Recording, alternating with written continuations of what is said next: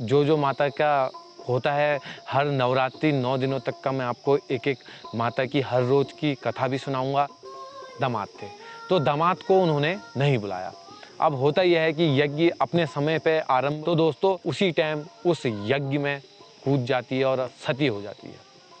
हीरे जवाहर अन्य से अन्य सुख अगर सामने रखे हों और प्यार कहीं हो, तो विष्णु भगवान जी ने बोला कि तुम्हारे भाग्य में तो गृहस्थ जीवन है ही नहीं, आप तो ऐसे ही ब्रह्मचारी रहोगे। यहाँ पर जब श्री रामचंद्र जी सीता को ढूंढ रहे थे और रो रहे थे, हरे राम हरे कृष्णा हरे कृष्णा हरे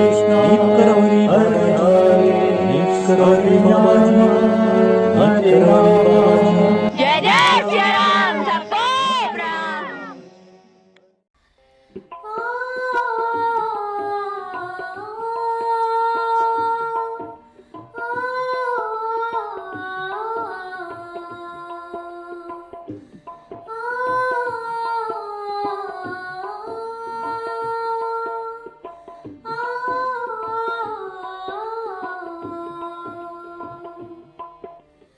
तूने मुझे बुलाया शेरावाली, मैं आया शेरावाली। तूने मुझे बुलाया शेरावाली, मैं आया शेरावाली। हो जोता वाले पहाड़ा वाले हो नहरा वाले, तूने मुझे बुलाया शेरावाली। दोस्तों नमस्कार, मैं विजय वर्मा। मैं हूँ अभी अपने घर रामगढ़ में। तो दोस्तों यहाँ एक माता जी का मंदिर है, तो मैं आज मंदिर में आया हूँ आप लोगों के लिए वीडियो बनाने। तो दोस्तों मैं आशा करता हूँ कि आप लोग सकुशल, सुरक्षित और अच्छे होंगे, क्योंकि कोरोना काल में एक बीमारी जो चल रही है, एक हिंदुस्तान में कोरोना की, पूरे विश्व में है, हिंदुस्तान में तो थोड़ी बहुत सही चल रहा है। आज नवरात्र का पहला दिन है, तो दोस्तों आपको नवरात्र की ढेर सारी शुभकामनाएं। तो दोस्तों जो नवरात्रि के बारे में थोड़ा सा मैं बताऊंगा। मैं हर रोज़ जो माता की पूजा होती है, जो माता का होता है, हर नवरात्रि 9 दिनों तक का मैं आपको एक माता की हर रोज़ की कथा भी सुनाऊंगा, जो जितना मुझे नॉलेज में है, और बताऊंगा कि किस माँ की किस दिन पूजा होती है। तो दोस्तों आज होती है, जो पूजा होती है वो शैलपुत्री देवी माता जी की पूजा होती है।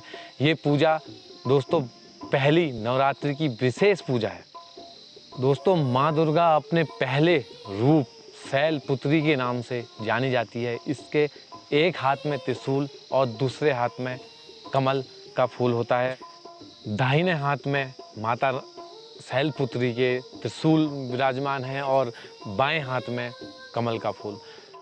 तो शैलपुत्री की माता शैलपुत्री की जो कहानी है, बहुत समय पहले प्रजापति दक्ष राज किया करते थे। तो प्रजापति दक्ष जी ने एक यज्ञ का आयोजन किया, जिसमें सारे देवताओं को बुलाया, ऋषि मुनियों को बुलाया, एक उच्च से उच्च देवताओं को बुलाया, और सिर्फ भोलेनाथ जी को न्योता नहीं दिया। प्रजापति दक्ष जी के भोलेनाथ दामाद थे, तो दामाद को उन्होंने नहीं बुलाया। अब होता यह है कि यज्ञ अपने समय पे आरंभ होने की उसमें होता है, आरंभ होते दोस्तों जो भी कहानियाँ हैं, जो भी कथाएं हैं, जो भी देव कथाएं हैं, जो भी विष्णु पुराण है, रामायण है, दोस्तों सारी कहानियों में, सारी उसमें नारद जी का विशेष महत्व है। तो यहाँ पर भी नारद जी का विशेष महत्व है। नारद का मतलब आप जानते ही हैं, इधर की उधर लगाना। तो नारद जी सती जी के पास पहुँच गए। सती जी से बोले कि आपके पिताजी यज्ञ कर रहे हैं और आपको नहीं बुला रहे हैं, आप नहीं जा रहे हो क्या वहाँ? तो सती ने बोला हमको तो पता ही नहीं है। तो सती भोलेनाथ जी के पास जाती हैं और बोलती हैं, हे पति परमेश्वर, हमें वहाँ जाना चाहिए और हम वहाँ जाके अपने पिताजी क्या पता भूल गए होंगे या वैसे न्योता नहीं दिया होगा। तो दोस्तों भोलेनाथ जी बहुत विशेष प्रकार से बहुत समझाते हैं उनसे, नहीं, हमारी वहाँ कोई इज्जत नहीं होगी। आप भी मत जाओ, अगर आप जाओगे तो एक प्रलय आ सकती है, कुछ भी हो सकता है, तो आप विशेष प्रकार से ना जाओ। लेकिन दोस्तों सती औरत हट, स्त्री हट बोलते हैं ना, तो नहीं मानी, तो भोलेनाथ जी से बोली कि भोलेनाथ जी आप मत जाइए, आपको नहीं आना है, मत आइए, मैं तो जाऊंगी। तो भोलेनाथ जी को छोड़ के माता सती चले गई दक्ष जी के वहाँ। अब देखती है कि सारा कार्यक्रम हो रहा है, यज्ञ में आहुति दी जा रही है, लेकिन महाराज प्रजापति दक्ष और उनकी जो बेटियां थी वो सोचती है कि मैं अपनी बहनों से मिलूंगी, इतना प्यार करूंगी, क्या खाया क्या पिया, जो होता है पूछती हैं, कैसे रहे आज तक का, ये सब चीज़ें पूछूंगी। लेकिन वहाँ जाके ये देखती है कि कोई उसको देखता तक नहीं है, सब मुँह फरका देती हैं। लेकिन जो माँ होती है, माँ सीने से लगा देती है। सब कुछ सही से चला होता है, तो अचानक से वो आती है। तो आने के बाद जैसे ही प्रजापति दक्ष उनको नहीं मुंह फरका देते हैं, तो दोस्तों उसी टाइम उस यज्ञ में कूद जाती है और सती हो जाती है, जिससे भोलेनाथ जी को बहुत क्रोध आता है। जब भोलेनाथ जी को पता चलता है कि सती हो गई हैं, तो जो भोलेनाथ जी थे उन्होंने अपने बाल, एक जटा का एक बाल ज़मीन में पटका, कहते हैं कोई कहता है कि ज़मीन के बाल से कुछ हुआ था। तो ऐसे ही मेरे को जहाँ तक नॉलेज है कि बालों को एक जटा बाल पकड़ के पटका था, जिसमें रुद्र देवता पैदा हुए थे। रुद्रधारी मंदिर कौसानी में है। तो दोस्तों रुद्रधारी मंदिर की भी वीडियो मैंने बनाई है, लिंक आपको डिस्क्रिप्शन में मिल जाएगा, आप वहाँ से रुद्रधारी मंदिर कौसानी देख सकते हैं।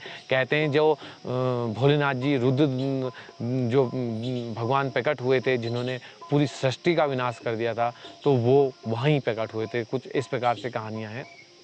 बाकी सब कहानियाँ मुझे भी पता हैं, तो मैं आपको बता रहा हूँ। जिस प्रकार से मुझे पता है मैं आपको बता रहा हूँ। इनकी कुछ और भी कहानियाँ हो सकती हैं, आपको अगर पता हो तो आप कमेंट में मुझे बता सकते हैं।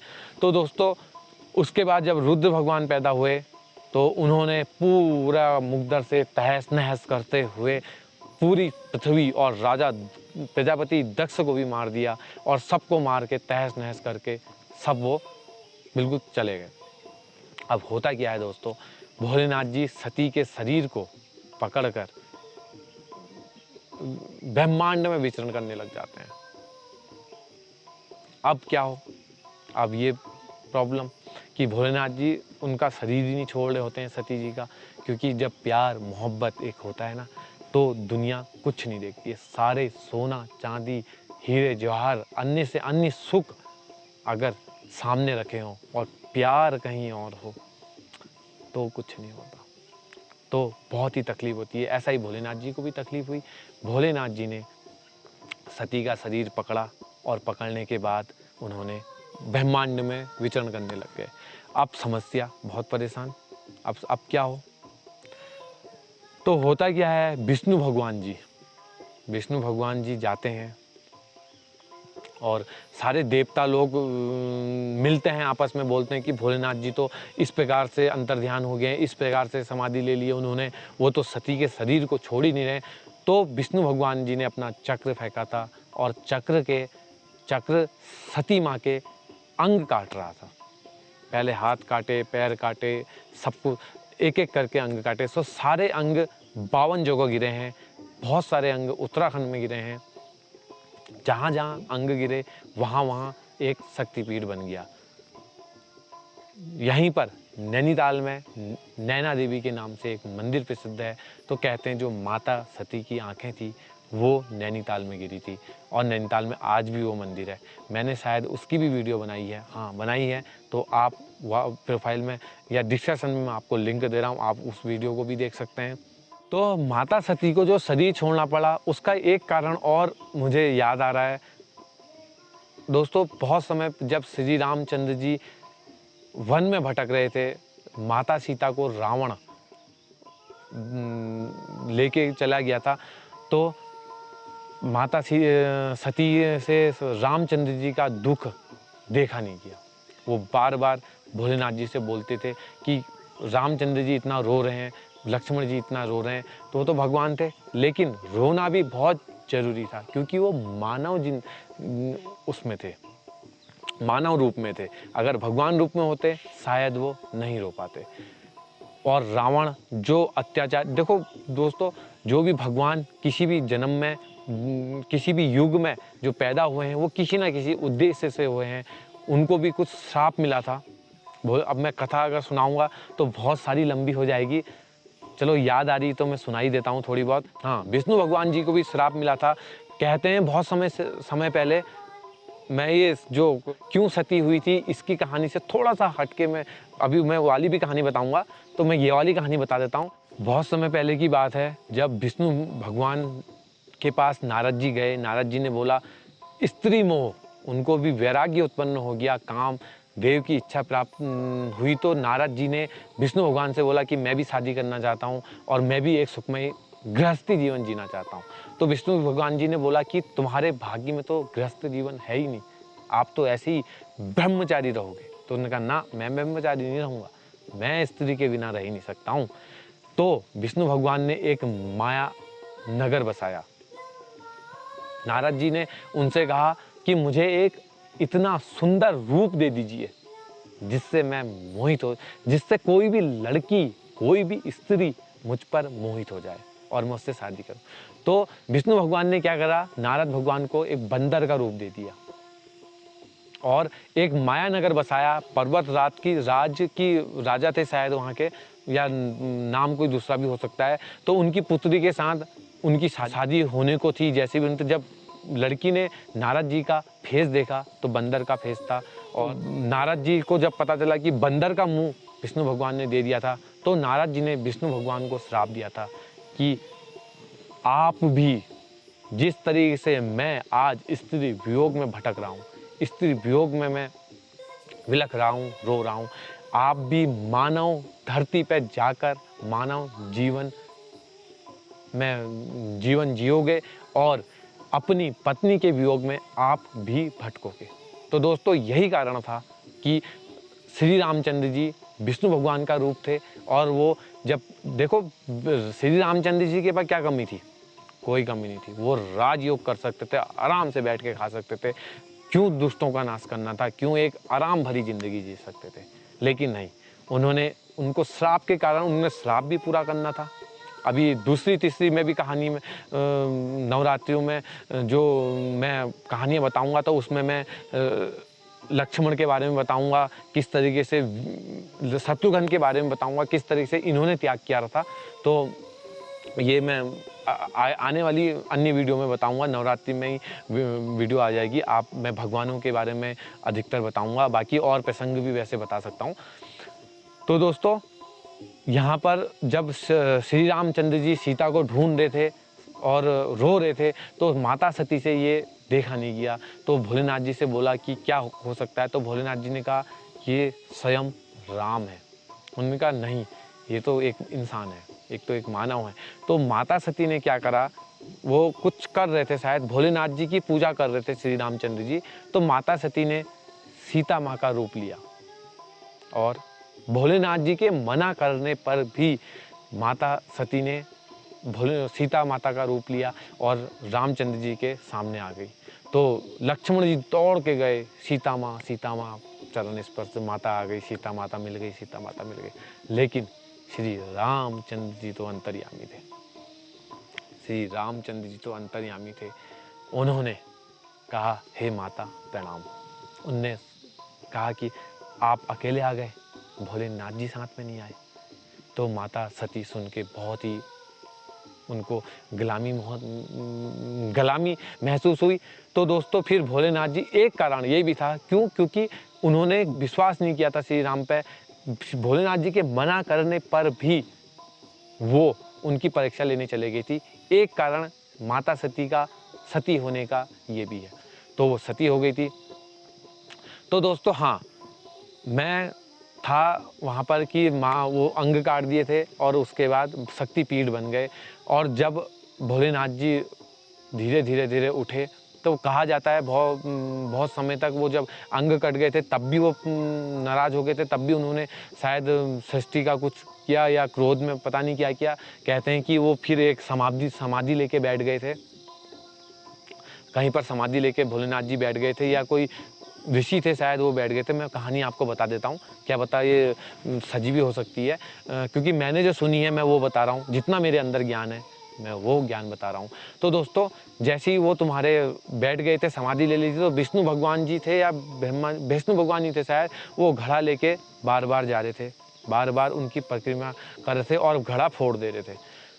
तो उसके बाद फिर परिक्रमा, दूसरे दिन फिर परिक्रमा करते, हर बार यही परिक्रमा करती, एक पानी का घड़ा ले रहे थे, कंधे में रख रहे थे, गोल भोलेनाथ जी का चक्कर लगा रहे थे और फिर घड़ा फोड़ दे रहे थे। तो ऐसा ही बहुत बार बार होने लगा। तो भोलेनाथ जी ने पूछा कि आप ऐसा क्यों कर रहे हो, घड़ा तोड़ क्यों दे रहे हो, फिर नया घड़ा क्यों ले रहे हो, आप तोड़ दे रहे हो, नया घड़ा क्यों ले रहे हो, उसी घड़े को बचा के रखो। तो विष्णु भगवान जी ने उनसे बोला, भोलेनाथ जी से, कि हे भोलेनाथ, जिस तरीके से ये घड़ा नश्वर है, नया घड़ा फिर से बन जा रहा है, इसीलिए ये शरीर भी नश्वर है, आत्मा एक है, दूसरा शरीर मिल जाएगा। तो फिर उमा पार्वती के बारे में मैं सेकंड वीडियो में कल बताऊंगा आपको। पार्वती पैदा हुई थी हिमालय के घर में, राजा हिमालय के घर में। तो दोस्तों, ये थी पहली नवरात्रि शैलपुत्री माता की कहानी। दोस्तों, कैसी लगी वीडियो कमेंट में बताइएगा। अगर आप चैनल में नए हैं तो चैनल को सब्सक्राइब कर दीजिए, बेल आइकन दबा दीजिए। मिलते हैं इसी के साथ किसी अन्य वीडियो में। तब तक नमस्कार।